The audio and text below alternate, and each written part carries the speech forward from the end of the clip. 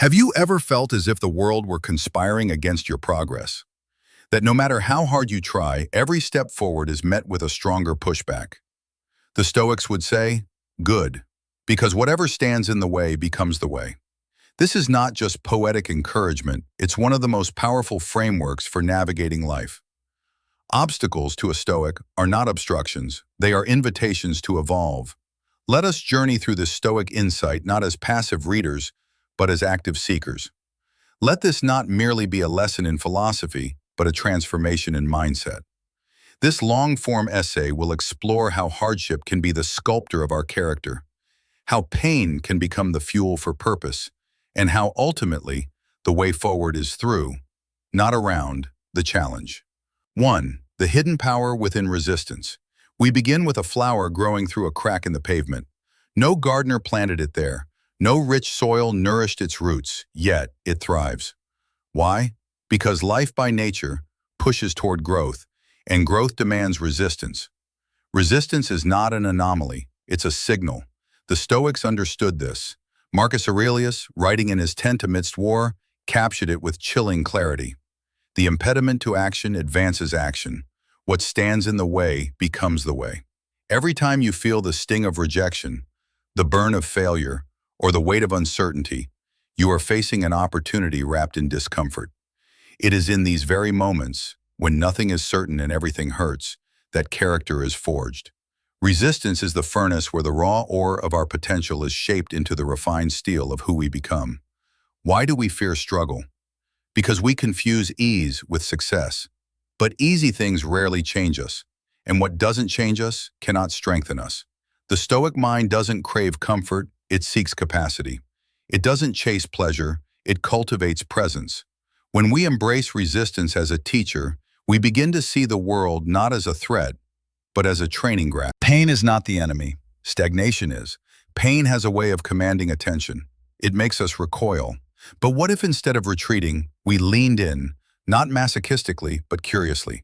Seneca wrote, "Difficulties strengthen the mind, as labor does the body." The Stoics did not glamorize suffering.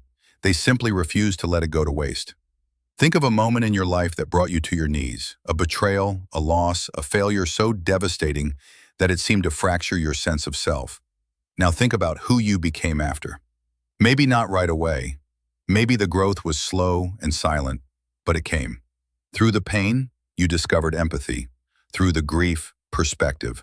Through the fall, humility. This is the hidden gift of hardship. It chisels away our illusions. It brings us face to face with what matters. It reveals our fragility, yes, but also our strength. So, no, you don't need to pretend that pain is beautiful, but you can choose to grow through it. That choice is your power, and it's always within reach. 3. Move, don't wait. We live in an age of overthinking. We scroll endlessly, compare unconsciously, and dream without action. The result? A generation of brilliant minds paralyzed by fantasy. The Stoics believed in action, not the frenzied kind that masks insecurity, but the steady, deliberate steps that embody purpose. Epictetus said, "First say to yourself what you would be, and then do what you have to do. Stop waiting. Waiting for the right time. The perfect motivation. The sign from the universe." All of these are elegant forms of procrastination. The truth? There is no perfect time. There is only now. Every minute spent in hesitation is a minute stolen from progress. Every excuse you entertain reinforces a story of helplessness. But the moment you act, even in fear, you begin to reclaim your agency. Take the walk, make the call, write the page, start the project, speak the truth.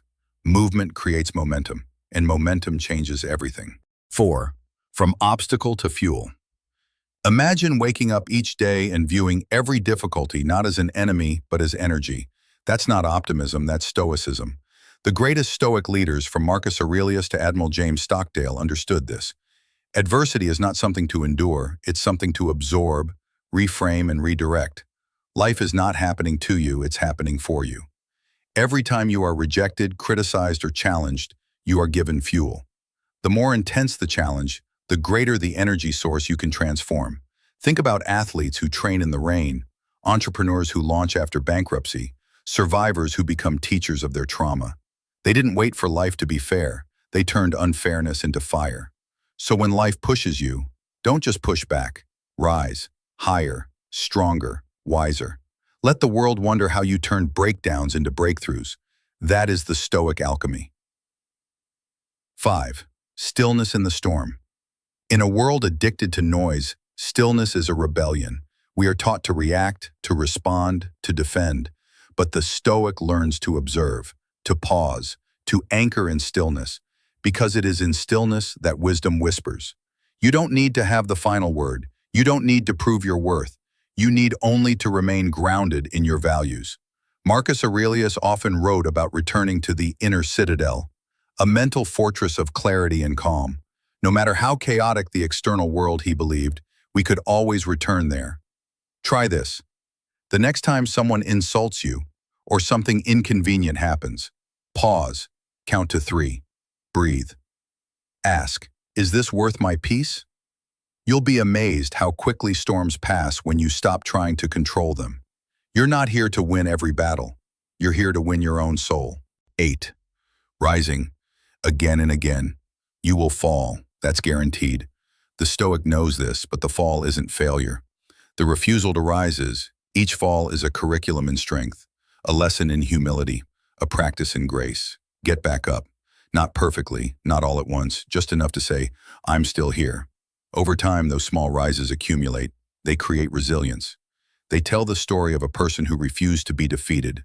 That story matters, not just for you, but for everyone watching you, seen or unseen. You never know who is drawing strength from your example. Rise for them. Rise for you. The way is through.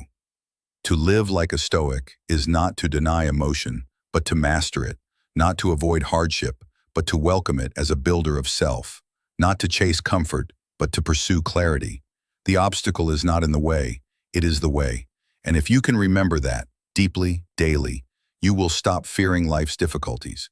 You will begin to transform them. So the next time something gets in your way, pause, look it in the eye, and say, thank you, I needed this. Because now you are not just facing life, you are becoming through it.